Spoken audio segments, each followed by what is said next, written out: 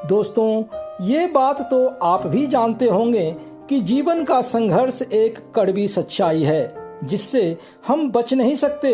हमारे सनातन शास्त्रों में जीवन के इन संघर्षों को कर्म अथवा कर्मा का नाम दिया गया है। श्रीमद् भागवत गीता में भगवान श्री कृष्ण कहते हैं, कर्मण्येवाधिकारस्ते माँ फलेषु कदाचन माँ कर्मफल हेतुर्भुर्मा ते संगोस्त कर्मणि।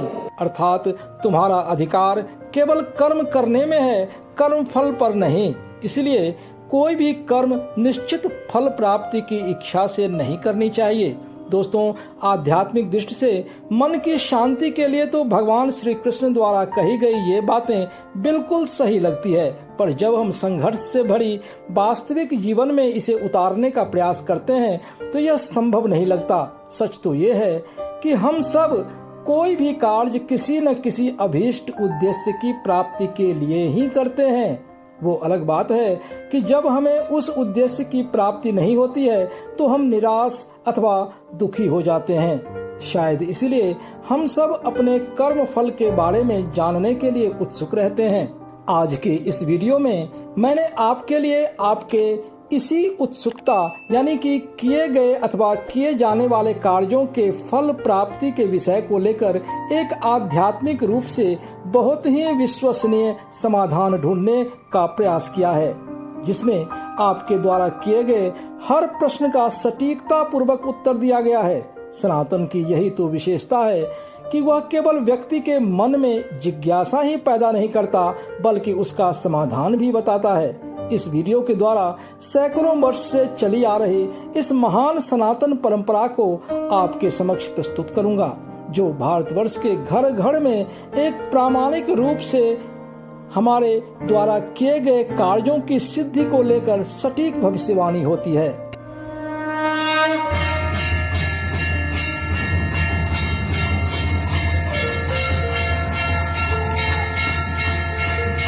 दोस्तों नमस्कार, मैं प्रदीप झा। मेरे इस दिव्य नॉलेज चैनल में आपका स्वागत है। गोस्वामी तुलसीदास कृत श्री रामचरितमानस में हमारे द्वारा किए जाने वाले कार्यों को लेकर सटीक भविष्यवाणी की गई है, जिसमें सभी प्रश्नों का उत्तर कुछ विशेष चौपाइयों के द्वारा दी गई है, जिसकी विश्वसनीयता सैकड़ों वर्ष से लगातार जारी है। आगे का वर्णन करने से पहले आपसे रिक्वेस्ट है कि आप मेरे इस वीडियो को लाइक व शेयर करें तथा चैनल को सब्सक्राइब कर बेल आइकन जरूर दबाएं। यहाँ पर मैं आपको बता दूं कि मैं किसी प्रकार के अंधविश्वास की बात नहीं कर रहा, बल्कि श्री रामचरितमानस में वर्णित श्री राम शलाका प्रश्नावली की बात कर रहा हूँ। इस श्री राम शलाका को गोस्वामी तुलसीदास जी ने प्रभु श्री राम के प्रति अपनी अनन्य भक्ति और श्रद्धा के लंबे अनुभव के आधार पर तैयार किया है, इस विश्वास के साथ कि अपने भक्तों को प्रभु श्री राम सही मार्ग दिखाते हैं।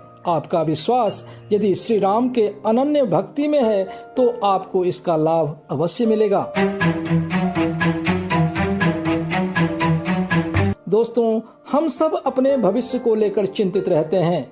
हमारे सपने असीमित होते हैं और हम उन सपनों को पूरा करने के लिए बहुत सारे कार्य करते हैं, पर सच तो यही है कि न तो हमारे सारे कार्य ही सफल होते हैं और न ही सारे सपने ही पूरे होते हैं। जरा सोचिए, यदि ऐसा होता तो जीवन में संघर्ष होता ही नहीं, बल्कि यह सभी प्रकार के सुख सुविधा से परिपूर्ण होता।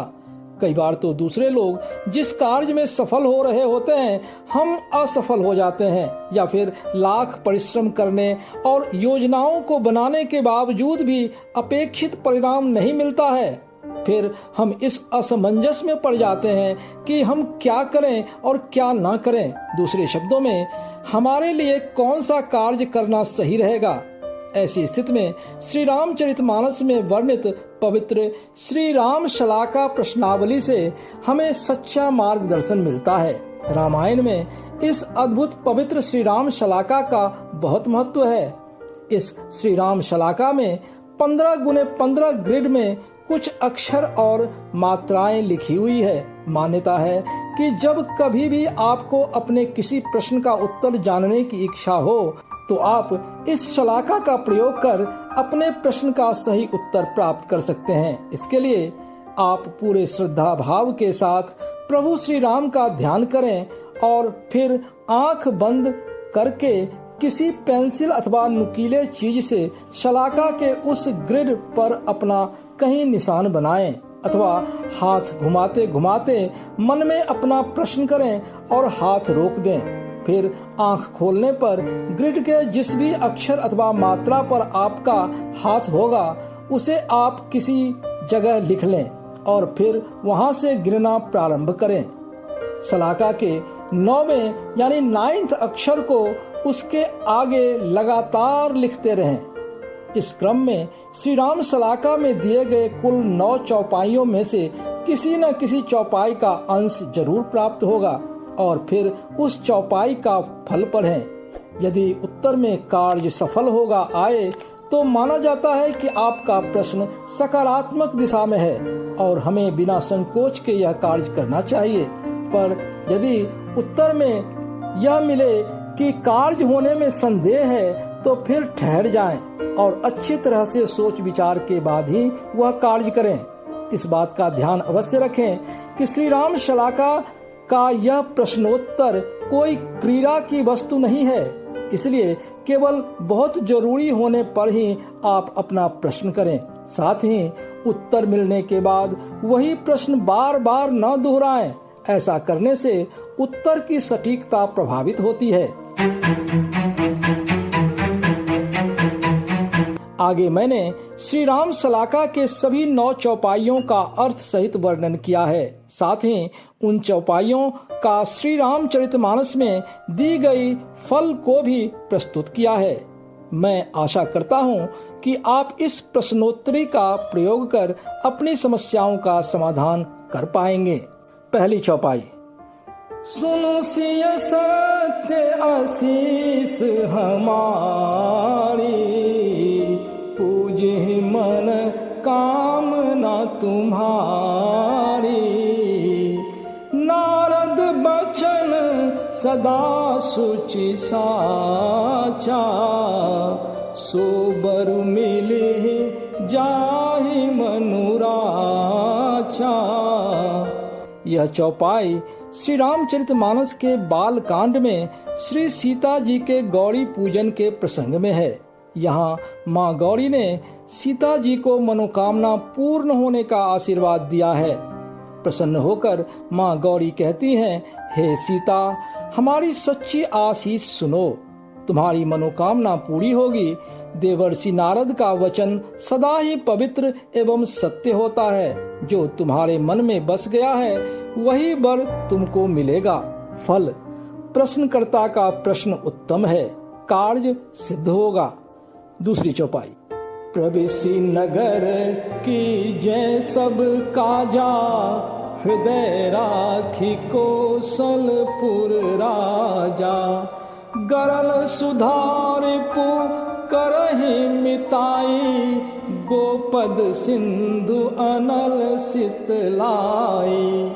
यह चौपाई सुंदर कांड में हनुमान जी के लंका में प्रवेश करने के समय की है। अयोध्यापति प्रभु श्री राम को हृदय में धारण कर नगर में प्रवेश करें और सब काम सरलता से करें, क्योंकि राम नाम के प्रभाव से विष अमृत समान हो जाता है। शत्रु मित्रता करने लगते हैं। विशाल समुद्र गाय के खुर के समान छोटा हो जाता है और अग्नि भी शीतलता प्रदान करने लगती है। फल। भगवान का स्मरण कर कार्य आरंभ करो, सफलता मिलेगी। तीसरी चौपाई। लख सुबेश जग बंचक जेऊ, बेस प्रताप पूजहि तेऊ। उधरहि अंत न होई निबाहु, काल नेमि जिम रावण राहु। यह चौपाई बालकांड के शुरू में सत्संग वर्णन के प्रसंग में है। साधु जैसा छद्म वेशधारी ठग को भी संसार उनके साधु जैसा वेश के कारण पूजता है, पर एक न एक दिन उसका यह छद्म या मिथ्या रूप सबके सामने आ ही जाता है और वह अंत तक अपना कपट नहीं छुपा पाता। जैसे कालनेमी, रावण और राहु का कपट।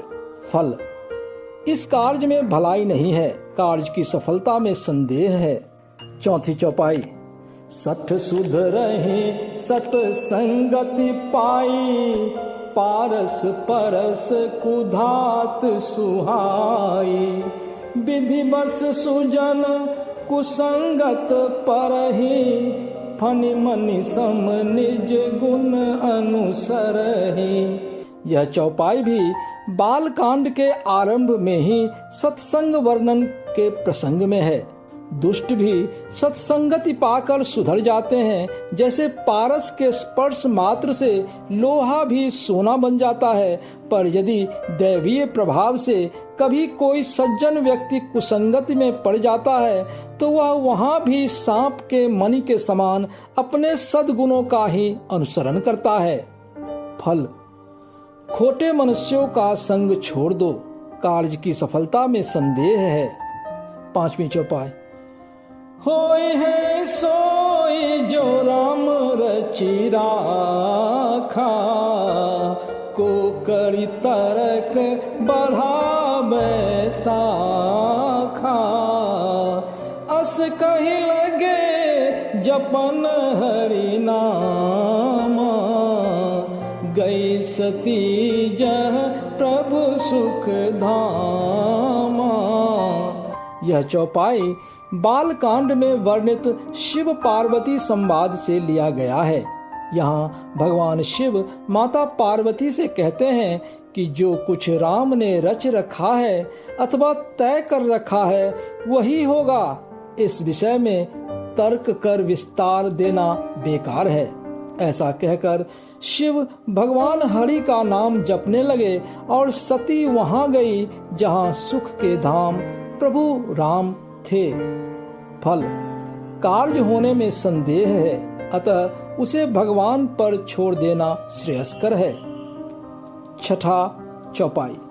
मुद मंगल में संत समाजू, जिमि जग जंगम तीरथ राजू। राम भक्ति जह सुरसरी धारा, सरसई ब्रह्म विचार प्रचारा। यह चौपाई बाल कांड में संत समाज रूपी तीर्थ के वर्णन में है।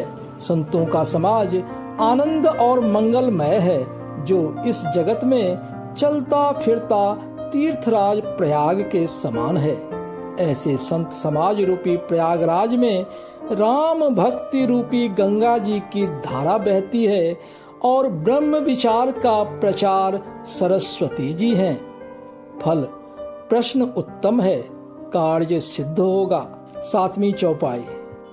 प्रविशि नगर की जय सब काजा, हृदय राखी कौशलपुर राजा।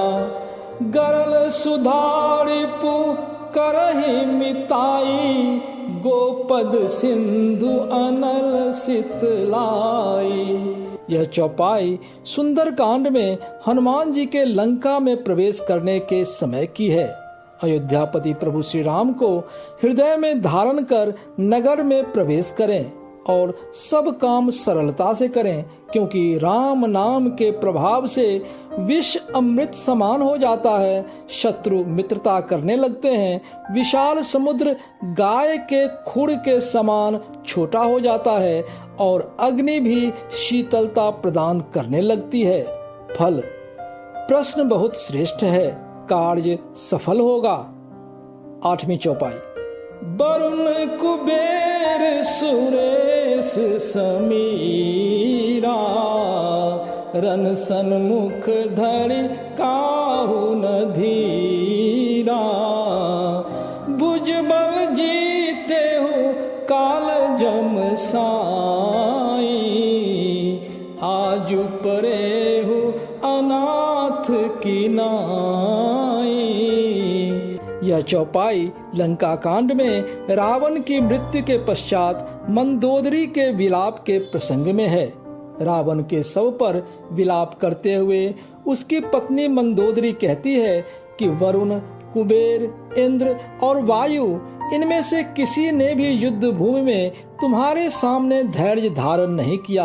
हे स्वामी, तुमने अपने भुजाओं के बल से काल और यमराज को भी जीत लिया था, वहीं तुम आज अनाथ की तरह पड़े हो। फल, कार्य पूर्ण होने में संदेह है। 9वां और अंतिम चौपाई। सुमन पाई मुनि पूजा किन्हीं, पुनि आशीष दुहिमाइन दीनी। सुफल मनोरथ हो तुम्हारे, राम लखन सुनि भय सुखारे। यह चौपाई बालकांड में पुष्प वाटिका से पुष्प लाने पर विश्वामित्र जी का आशीर्वाद है। फूल पाकर मुनि ने पूजा की, फिर दोनों भाइयों को आशीर्वाद दिया कि तुम्हारे मनोरथ सफल हों। यह सुनकर राम लक्ष्मण सुखी हुए। फल, प्रश्न बहुत उत्तम है, कार्य सिद्ध होगा। इस प्रकार से यदि आपके पास श्री रामचरितमानस की पुस्तक है तो इस पुस्तक के अंत में आपको यह श्री राम शलाका प्रश्नावली मिल जाएगा। पर यदि रामायण की पुस्तक आपके पास नहीं है तो आप मेरे इस वीडियो को पॉज कर इसमें दिए गए श्री राम शलाका के ग्रिड का प्रयोग कर अपना प्रश्न कर सकते हैं। साथ ही आगे दी गई 9 चौपाइयों के द्वारा अपना उत्तर देख सकते हैं। मैं प्रदीप झा भगवान श्री राम से प्रार्थना करता हूँ कि श्री राम शलाका में आपके द्वारा किए गए हर प्रश्न का आपको सकारात्मक उत्तर मिले और आप अपने कार्यों के लक्ष्य को सफलतापूर्वक प्राप्त कर सकें। हमारे आने वाले वीडियोज में इसी प्रकार की भारतीय सांस्कृतिक परंपरा व विरासत के बारे में विस्तार से बताया जाएगा। अतः आपसे रिक्वेस्ट है कि आप मेरे इस चैनल को सब्सक्राइब कर बेल आइकन जरूर दबाएं। गर्व से कहो, हम हिंदू हैं। जय हिंद, जय जय सिया राम।